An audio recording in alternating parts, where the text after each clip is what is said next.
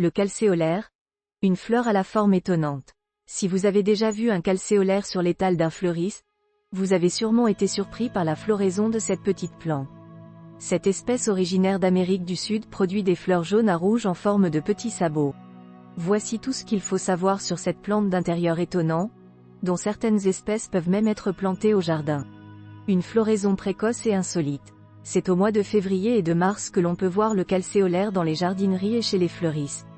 Cette petite plante de 20 cm de haut en moyenne est l'une des premières à fleurir à la fin de l'hiver. Si elle est plutôt discrète par sa taille et son feuillage, cette plante se fait remarquer par sa floraison. Elle produit des fleurs aux couleurs chatoyantes, de jaune à rouge, unies ou tigrées, et à la forme insolite. Les calcéolaires, dont le nom signifie littéralement « petit soulier », se caractérisent par des fleurs en forme de petits sabots. Cette plante est d'ailleurs parfois surnommée « petite pantoufle ». Chaque fleur présente une lèvre inférieure retournée sur elle-même. Le calcéolaire partage cette lèvre inférieure développée avec d'autres plantes de la famille des Scrofulariacées comme le mimulus, la gueule de loup et la digitale. Une plante d'intérieur à l'arrosage délicat. Les calcéolaires, qui sont originaires des montagnes basses d'Amérique du Sud, Chili, Pérou et Patagonie, se cultivent généralement sous nos latitudes comme des plantes annuelles d'intérieur. En raison de ses origines montagnardes, cette plante a besoin de certaines conditions de température et d'hygrométrie régulières. Le secret pour réussir sa culture en intérieur est de l'arroser tous les jours à la même heure. Cette plante qui aime sa petite routine a besoin d'un arrosage parcimonieux et très fin. Il faut éviter de mouiller son feuillage car la plante pourrait pourrir très rapidement. L'apport d'engrais liquide tous les 15 jours permet de stimuler la production de nouveaux boutons floraux et de prolonger la floraison jusqu'au mois de mai. Une culture à la fraîche. Si vous achetez une variété qui fleurit au tout début du printemps, vous devez la placer dans une pièce fraîche, à l'abri des sources de chaleur et du soleil direct.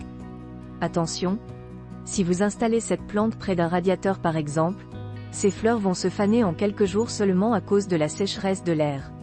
Ce type de calcéolaire apprécie une température comprise entre 10 et 13 degrés Celsius, idéalement dans une véranda fraîche et bien éclairée.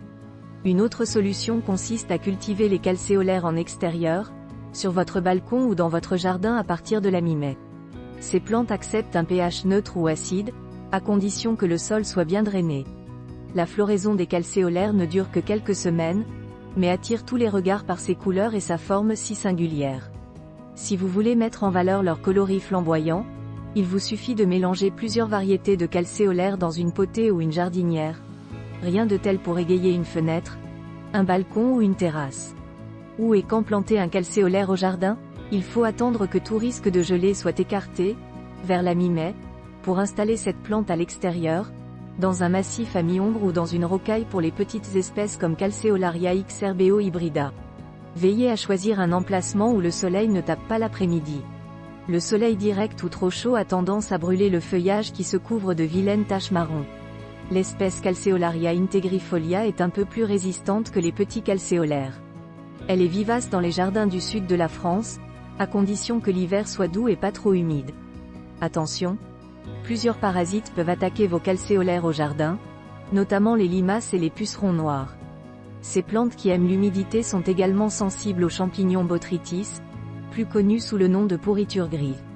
Utilisez du purin d'ortie pour traiter cette plante en cas d'attaque de pucerons ou en prévention de la pourriture grise.